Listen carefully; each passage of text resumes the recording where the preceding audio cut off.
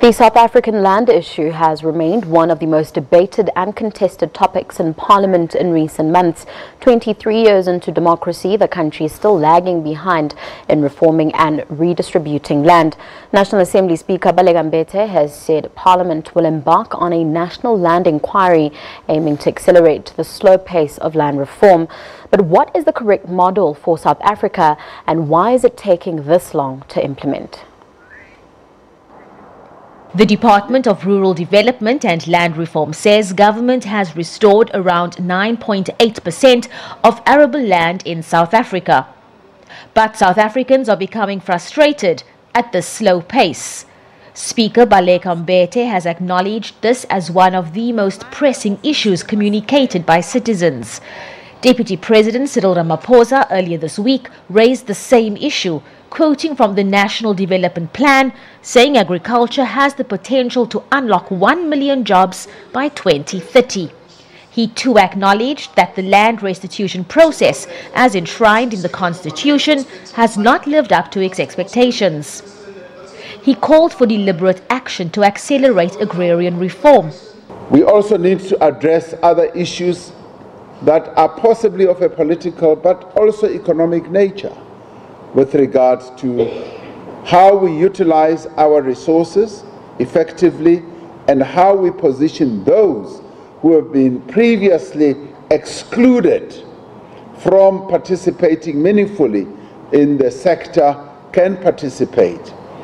Professor Ben Cousins, founder and senior professor at the University of the Western Cape's Institute for Poverty, Land and Agrarian Studies, PLAS, says before policymakers can achieve this ideal, 4 major stumbling blocks to the country's land reform need to be addressed. He cites poor political leadership, poor policy making, lack of social movement on the ground, and poor capacity in government as hurdles to the process.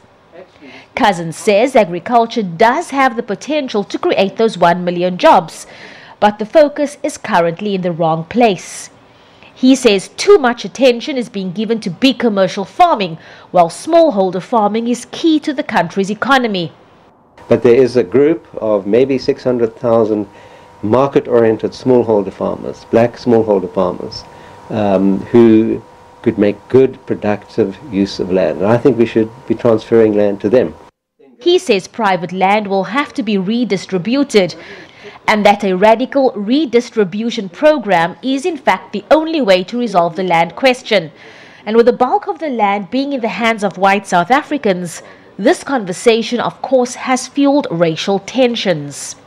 Honorable Groenewald, you asked me yesterday that I must help you to tell you why I seem to be hating whites. I'm a child of the ANC. Despite my history, the ANC taught me non-racialism. But there is the reality in South Africa that between us, there are those who rob the others of their own possessions. All I'm saying, let us correct that. Not by fighting. We fought many years ago. Not by fighting. By talking. Can I say to the Honourable President, I accept the invitation, we can talk. Cousins says despite wasting 23 years already, this process need not be the most difficult thing to do. Poor policies, or in some cases good policies, but not properly implemented. And we can waste another 23 years if you like. But actually, if we just got the policies right, we increased the budget a little bit, and we trained the staff to do it, we could begin to make slow and steady progress. He says if done properly, within the next 23 years, around 40% of the land could be transferred. Abra Barbia, SABC News, Parliament.